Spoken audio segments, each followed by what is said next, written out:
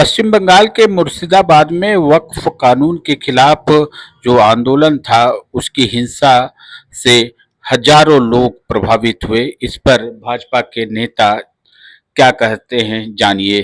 झारखंड में भाजपा नेता सीपी सिंह का कहना है कि इंडी अलायंस के घटक दलों के लोगों के मुंह से कोई भी शब्द नहीं निकल रहे हैं। भी बनता है, ठीक है, स्टेट का विषय होता है लाइन ऑर्डर, ऐसे ही देखते रहना चाहिए जो हो रहा है। नहीं, एक एक बात बताइए आप, वहाँ बीएसएफ भी है।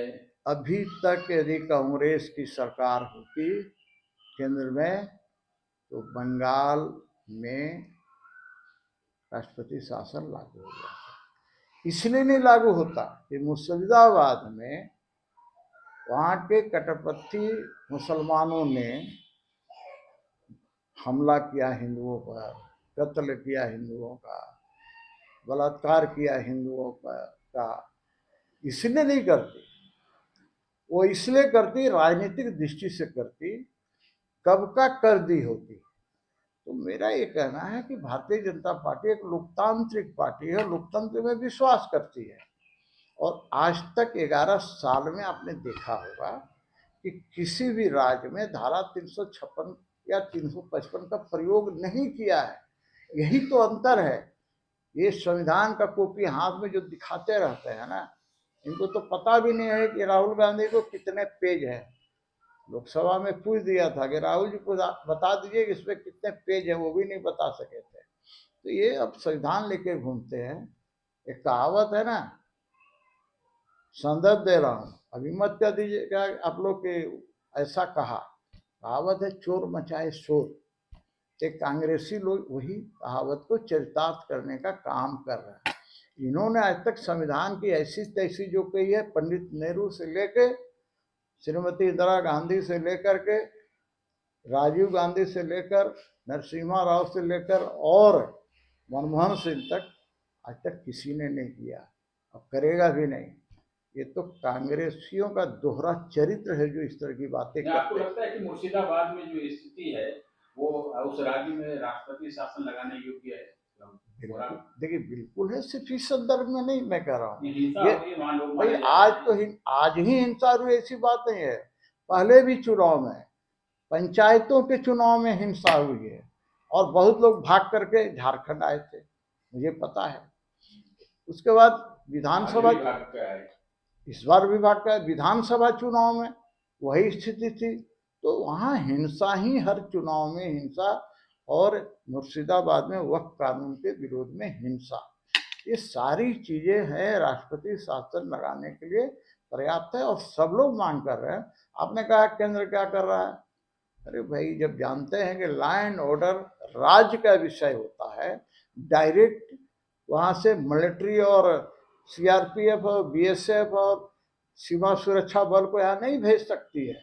इसके लिए कलकत्ता हाईकोर्ट भारतीय जनता पार्टी गई और कलकत्ता हाईकोर्ट ने बीएसएफ के लिए कहा, तो बीएसएफ उतारा गया है, तब वहाँ कुछ शांति आई है। अन्यथा बंगाल की पुलिस तो इतनी कायराना हरकत की है जिसकी आप कल्पना नहीं कर सकते हैं। और कायराना हरकत करें क्यों नहीं करें? क्योंकि ममता जी का स्पष्ट निर्देश था कि तुम्हें मुखदर्शक की भूमिका में रहना पड़ेगा। देखिए, मुस्लिम का वोट इनको लेना है, स्पष्ट बात है।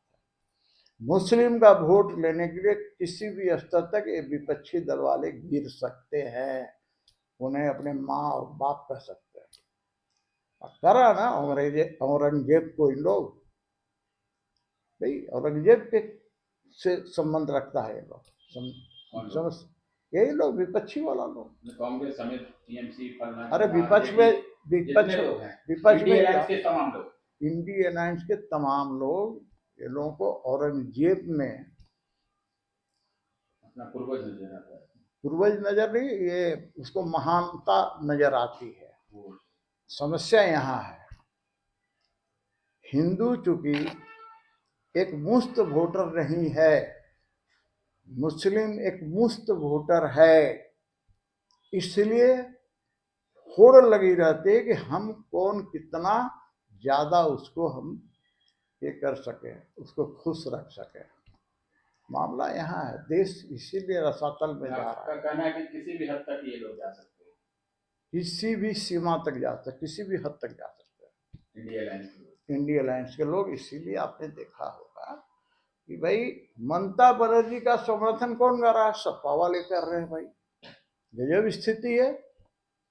जहां हिंसा हो रही है, ममता बनर्जी उसको संभाल नहीं पा रही है, और संभालने की बजाय उसको संरक्षण दे रही है, और उसका समर्थन सपा वाले कर रहे हैं।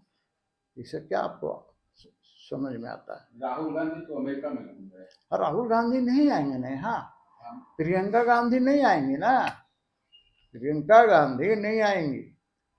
वो 4,000 6,000 किलोमीटर पर फिलिस्तीन है, उसके लिए प्रियंका गांधी तड़प तड़प जाती है, परेशान हो जाती है। लेकिन बंगाल बगल में है, दिल्ली से कलकत्ता की दूरी 2 घंटे की फ्लाइट होगी, वहां नहीं जा सकती है। हाँ, यदि यही चीज मुस्लिमों के साथ हुई रहती, ये सारे के सारे गिद्ध की तरह तक पहुंच गए होते, ये पर्यटन करने लगते वहां पर।